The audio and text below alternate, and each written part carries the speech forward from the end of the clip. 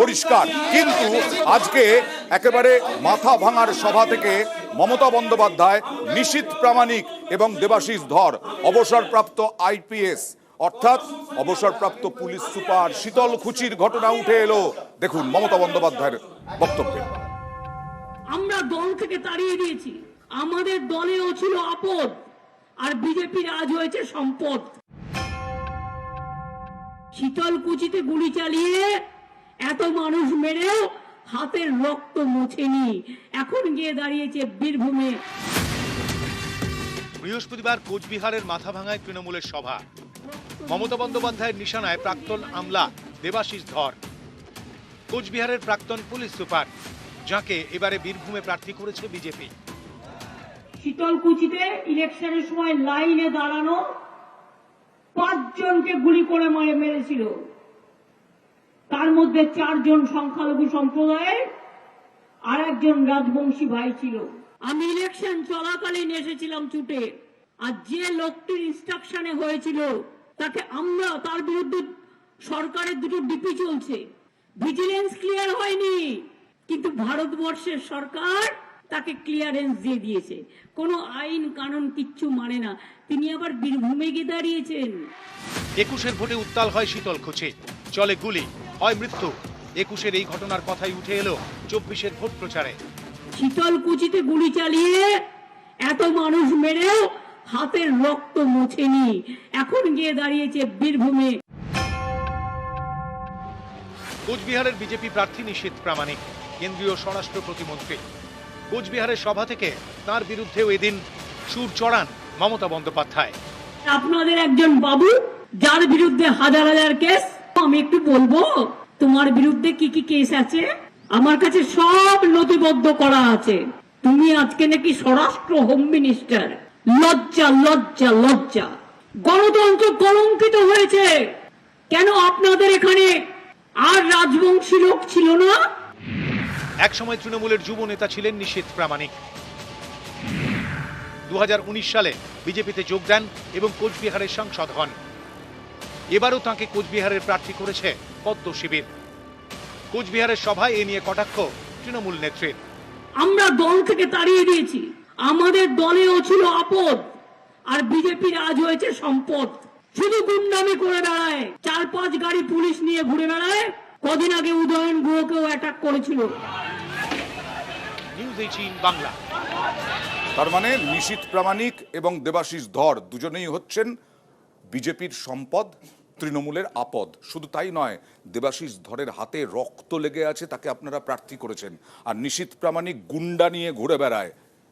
প্রথম কথা, বেশি উত্তর দেওয়ার দরকার নেই, শুধু একটা চ্যালেঞ্জ রইল, আপনার চ্যালেঞ্জটা পৌঁছে দেবেন। তার নামে নাকি প্রচুর ফাইল আছে, বার করব বলা হলো, তো বার করুন, আমি চ্যালেঞ্জ দিয়ে গেলাম। আচ্ছা, আমি চ্যালেঞ্জ দিয়ে যাচ্ছি, বার করুন। করেছি তারপরে প্রশাসক হয়ে উকিলের কাছে গিয়ে বিচারপতির কাছে গিয়ে প্রশাসক হয়ে লুকিয়ে রাখেন। আরো অনেক দল সম্পর্কে বলেছিলেন বার করব, কিছু করতে পারেননি। তাহলে আইদার আপনার প্রশাসন নিয়ে প্রশ্ন আছে, আপনি প্রশাসন চালাতে পারছেন না, অথবা এই কথাগুলো সত্যি নয়। অর্জুন সিং এর বিরুদ্ধে সোমনাথ শর্মা বলেছেন কিন্তু ফাইল বার করব, প্রচুর খুনের অভিযোগ আছে, অনেক চলছে, ওসব ফাইল অনেক চলছে। এবার আরেকটা কথা বলি, দেবাশিস ধরের যদি সাম্প্রতিক ইন্টারভিউ শোনেন, আপনি দেখবেন যে কোন প্রেক্ষাপটে সেই মানুষটাকে কি পরিস্থিতির মধ্য দিয়ে যেতে হয়েছিল। তার মা বলেছিল যে তুই আর বাড়ি আসিস না, তাহলে আমি শান্তিতে মরতে পারবো। ওকে, দেবাশিস ধরের আজকের প্রতিক্রিয়াটা আপনি জানেন না স্যার? ওকে, প্লিজ প্রদীপ্ত আসছি, দেবাশিস ধরের প্রতিক্রিয়া। শীতলকুচিতে দেখুন এখনো অনেক কিছু উন্মোচিত হয়নি। আমার হাতে রক্ত লাগার ব্যাপারটা আরো ভালো করে দেখুন, সিআইডি তো তদন্ত করেছে। আমার হাতে যদি রক্ত লেগে থাকতো, না আমি ওখানে ছিলাম, না আমি গুলি চালাবার অর্ডার দিয়েছিলাম, না আমি, এবং রাজ্য পুলিশ ওর সাথে জড়িত ছিলেন। যারা রাজ্য পুলিশের কি ভূমিকা সেটা জানেন না, আমি এটা নিয়ে তর্ক আর বিতর্ক বাড়াতে চাই না। আর 2 নম্বর কথা, সিআইডি তদন্ত করেছিল। আমি যদি কোনোভাবে আমার 0.001%ও ইনভলভমেন্ট পেত, আজকে আমি অ্যাটলিস্ট এখানে বসে থাকতাম। আর এই ঘটনার অনেক কিছু রয়েছে। এই অলরেডি হাইকোর্টে এখন হিয়ারিং চলছে। যেদিন সিবিআই ইনকোয়ারি হবে, যার প্ররোচনায় হয়েছিল, কি এফআইআর আছে আমাদের রাজ্যের সর্বোচ্চ মাথার এগেনস্ট এই কেসে, কিন্তু সেই জায়গায় সেই রহস্য সেদিন উন্মোচিত হবে কার প্ররোচনায় এই ঘটনাটি ঘটেছে।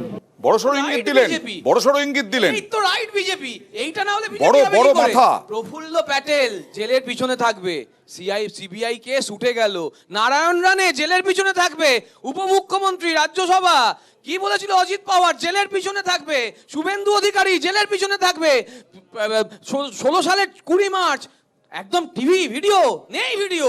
আরে আমাদের সব কথা করে নিশীথ প্রামাণিককে মানব পাচারকারী কে বলেছিল বাংলাদেশি? তাহলে তাদেরকে নিয়ে দলে স্বরাষ্ট্র প্রতিমন্ত্রী করছে। সম্পদ আপদ এই নিয়ে এখন টানা পড়েন। দেখেন, এই ফাইলের ব্যাপারটা তৃণমূলের ফাইল বিজেপির কাছে আছে আর বিজেপির ফাইল তৃণমূলের কাছে আছে। 25 জন এরকম রাজনীতিবিদ আছে যাদের বিরুদ্ধে মামলা বিজেপিতে জয়েন করার পরে ডিলিটেড হয়েছে। 25 জন, হ্যাঁ 23 জন রয়েছে, 25 জন এরকম ছিল, 23 জনের মামলা ডিলিটেড হয়েছে। আমার কথা অন্য। দেখুন, মমতা বন্দ্যোপাধ্যায় উত্তরবঙ্গে গেছেন, উত্তরবঙ্গের মানুষের অনেক সমস্যা বলছেন তো, চা বাগানের শ্রমিকদের নিয়ে বলছেন, চা বাগানের শ্রমিকদের নিয়ে বলছেন, সেই কথাটাই আমাকে 2 মিনিট শেষ করতে দিন। 2টো রাজ্য রয়েছে চা প্রধান রাজ্য, একটা পশ্চিমবাংলা আর একটা আসাম, একটাতে মমতা বন্দ্যোপাধ্যায় আর একটাতে বিজেপি। এই 2টো রাজ্যতেই চা শ্রমিকদের মিনিমাম ওয়েজেস এনশিওর নয়। মিনিমাম ওয়েজেস এনশিওর না থাকার কারণে পুরো চা শিল্পটা ঢুকছে, পুরো চা সমাজটা পিছিয়ে পড়ছে। তার থেকে বলছেন নজর ঘোরাতে আজকে এরকম অবশ্যই, অবশ্যই 34 বছর ওকে। হয়নি আমরা এখানে ফিক্স করেছি, 267 টাকা করেছি। নিশীথ প্রামাণিক 32টা চা বাগান খোলা হয়েছিল। চা বাগান খুলে গেছে এবং যখন অনাহারে মারা যাচ্ছে না মাদারিহাটে, কখন বলছে বিমান বসু বলছে মাদারিহাটে 4 জন মারা যাচ্ছে, বিমান বসু বলছে অপুষ্টিতে মারা গেছে। আর নিশীথ প্রামাণিক কি বলছেন দেখি। আসলে হিংসা হয়, মমতা বন্দ্যোপাধ্যায়ের হিংসা হয় যে কুচবিহারের মতন জায়গা থেকে একটা রাজবংশী ছেলে সে গিয়ে দিল্লিতে সেখানে সর্বভারতীয় রাজনীতির সঙ্গে যেমন যুক্ত রয়েছে সেরকম একইভাবে মোদিজির যে সরকারের উন্নয়নের প্রকল্প সেগুলোকে আগে বাড়িয়ে নেওয়ার চেষ্টা করছে। প্রদীপ্ত, একটা রাজবংশী ছেলে, রাজবংশী 21 সালে মানে আমার তো মনে হয় যে দিল্লির হিংসা হয় কিনা আমি জানি না। 21 সালে জিতলো, একদম র করে জিতে গেল, হঠাৎ করে বলো না আমি খেলবো না, আমি রাজ্য প্রশাসনে থাকবো না, আমাকে হাফ প্যান্ট মন্ত্রী করো, আমি হাফ প্যান্ট মন্ত্রী হয়ে কেন্দ্রে যাবো। আবার কি হলো? হ্যাঁ, হাফ প্যান্ট মন্ত্রী। ওর কি ভূমিকা রয়েছে? 21 সালে ভোটে দাঁড়ালো কেন? তাহলে ভোটে দাঁড়িয়ে যখন হারলো, মানুষ তারপরে জবাব দিল, 1 লক্ষ ভোটের বেশি হারিয়ে দিল। বলে এরা মানুষের রাজবংশীদের যে আবেগ, সেই আবেগ নিয়ে খেলা করে। তার মানে রাজবংশী টার্গেট আপনাদেরও, রাজবংশী টার্গেট তৃণমূলেরও, রাজবংশী টার্গেট তৃণমূলেরও। এই ভোটের পরে এদের আঁচি নিয়ে যেতে হবে। যুক্তিটা নেই। কারণ হচ্ছে নিশীথ প্রামাণিক নির্বাচনে হেরেছিল, আরে জিতেছিল, জিতে বলেছে না আমি রাজ্য প্রশাসনে থাকবো না। মুশকিল হচ্ছে এখনই মাথা খারাপ হয়ে গেছে, স্যারেদের এখনই রাঁচি বাঁচাতে হবে, শুনতে পাচ্ছে না কি বলা হচ্ছে। মনে হচ্ছে তৃণমূলের মাথা খারাপ হয়ে গেছে। সেটাই তো বলছি যে জেতার পরে সে বলছে আমি খেলবো না। বাজে কথা বলতে দাও প্লিজ। পাগলের মতো কথা বলছে না, বাজে কথা বলে তো বলতেই হবে। উনি তো জিতেছিলেন। আচ্ছা ঠিক আছে, জিতে তো বলছে আমি খেলবো না, জিতে তিনি তো জিতে বলছে আমি খেলবো না, তারপরে তোমার সময় বলেন আরেকটা কথা বলি, সেটা হচ্ছে আসলে তৃণমূলের পাগলামোর কারণ আছে। পাগলামোর কারণ হচ্ছে এবারে উচ্চবঙ্গে সরকার হারবে, ফলে এই পাগলামো শুনতে পেলাম না, আবার বললাম শুনতে পাবেন না তো, তারপর পাগলামো বলে বলে তো ইচ্ছা করে বলবে এই কথাগুলো। পাগল হয়ে গেছে সবাই। আরেকটা কথা বলি, হাফ প্যান্ট মন্ত্রী কি রেজাল্ট হবে বলছেন? কোনটা? উত্তরবঙ্গে কি রেজাল্ট হবে? তৃণমূল একটা আসনে পাবে, পশ্চিম বাংলায় থাকবে এরা। আমি তো বলে যাচ্ছি 2024 এর পরে স্যারের সঙ্গে ওপেন বাজি হয়ে যাক, কাউন্টডাউন শুরু হবে। সুমন রায়চৌধুরী, এই নিশীথ, ওকে প্লিজ। তোমাদের চ্যানেল কি তাহলে 21 সালে ভোটে দাঁড়ালো কেন? জেতার জন্যই তো লড়েছিল, জিতে কেন বললো তারা খেলবো না? ওসব নিশীথ প্রামাণিক, দেবাশিস ধর, এই নিয়ে আলোচনা হবে না। আলোচনা হবে আগামী দিনে আর তৃণমূলই থাকবে না। বিমলদা বলছেন, চ্যালেঞ্জ করছেন। আজকের প্যানেলে নারদ কুমার শুভেন্দুর প্রতিনিধি অনেক কথা বললেন, শুনলাম। কোনো রাজনৈতিক দলই থাকবে না, ভারতবর্ষে সংবিধানও থাকবে না, শুধু ভারতীয় জনতা পার্টি থাকবে। সমস্যাটা কি? কদিন আগে সোশ্যাল মিডিয়াতে একটা ভিডিও ক্লিপ খুব ভাইরাল হয়েছিল। তদন্তকারী সংস্থা গাড়ির থেকে এসে নেবেছে, দোকানদার বলল একটু অপেক্ষা করুন, বিজেপির উত্তরীয় পরে চলে এলো, বললো আপ সাফ হ্যায় বলে গাড়িতে করে আবার ফিরত চলে গেল। বিজেপির কাছে যারাই যাবে তারা নিট অ্যান্ড ক্লিন। আবার যে রাজীব বন্দ্যোপাধ্যায়ের বিরুদ্ধে এই প্রদীপ্তরা অভিযোগ করেছিল বনসহায়ক নিয়োগ নিয়ে কেলেঙ্কারি করেছে, আজ রাজীব ব্যানার্জির বিরুদ্ধে আর কোনো Okay. অভিযোগ নেই। এবার সপ্তর্ষিদের কি আছে বক্তব্য এই শুনে আবার হচ্ছে বিমলদার কাছে এদের যাবো। খেলা, মানে দুটো দুজনে দলই একই, একদম CPM তুতু কংগ্রেসের ম্যামা, একই সবটাই রাগ। Mock fight. সিপিএম কংগ্রেসের একই রাগ। আমার কথা খুব পরিষ্কার, এই নির্বাচনটা নীতির ভিত্তিতে হওয়া উচিত। এইটা যেটা হচ্ছে, এটা আজকে এই দলে আছে, কালকে কিন্তু ওই দলে সপ্তর্ষি, যাচ্ছে। তা সত্ত্বেও সিপিআইএম কি করতে পারছে? সিপিআইএমই তো করছে, ইলেকটোরাল বন্ডের বিরুদ্ধে কথা সিপিএমই বলছে। ওদের নেতা নির্মলা সীতারাম, তার husband, that is not his identity.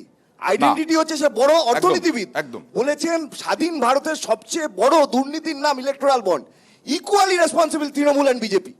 কি করে একটা কোম্পানি এই দুটো তোমার পার্টিকে পাশের টাকা লোকটা দেয়? যে আছে, কি করে দেয় এই দুটো পার্টিকে? তার একটা ব্যাপারে কোম্পানির কি টাকা, বলবে? কোটি কোটি টাকা। তার ব্যাপারে কি Okay. বলবে না, কংগ্রেস আমার সম্পর্কে? বক্তব্য হচ্ছে গালিগালি মেশো, আমাদের রাজীব গান্ধী সংস্কৃতি চোর। এটাই দাঁড়াবে রাজনীতির, যে ব্যক্তিগত আক্রমণ বা নন ইস্যুকে ইস্যু করা, যেটা বিরোধীরা বলছে আর কি। রাজনীতিটা আসলে ব্যক্তিগত আক্রমণ নয়। আজকের দিনে, আজকের পশ্চিমবঙ্গে এই তৃণমূল এবং এক্স তৃণমূলের যেটা চলছে সেই রাজনীতিটাকে কলুষিত করছে এরা।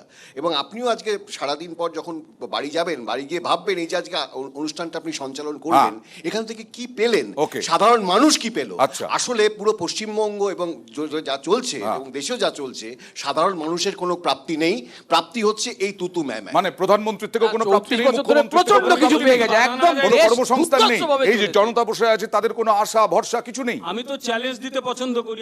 আপনাকে বলছি, আপনি কর্মসংস্থান নিয়ে একটা আলোচনার আয়োজন করুন, Okay. সেখানে দরকার হলে দেবাশিস বাবুকে রাখুন, আমি থাকতে রাজি আছি তো। কালকেই করুন না, কালকে আমি ও রাজি বাবা, আছি। কর্মসংস্থান- নীতি আদর্শ নিয়ে হচ্ছে, নীতি আদর্শ নিয়ে এটা ভাবছি। বিরাট তা আপনারা নীতি আদর্শ নিয়ে এই ভাবছি। গলাবাজি, এই গলাবাজি, 30 এই তর্ক গলাবাজি, চলবে, এই গলাবাজি। তর্ক আপনার বিতর্ক নরেন্দ্র চলবেই, কিন্তু এই যে জনতা বসে আছে, তারা কি পাচ্ছেন এটাও তো সব থেকে বড় কথা। 2024-এ ভোটের আগে এই রকম তর্ক বিতর্ক, 24-এর ভোটের পরে এই জনতা কি তাদের যে পাওয়ার কথা, যা যা বলছেন বিরোধীরা, সেগুলো পাবেন? এই প্রশ্ন রেখেই শেষ করছি আজকের জনতার দরবার। সবাইকে অনেক ধন্যবাদ। আবার সোমবার জনতার দরবার।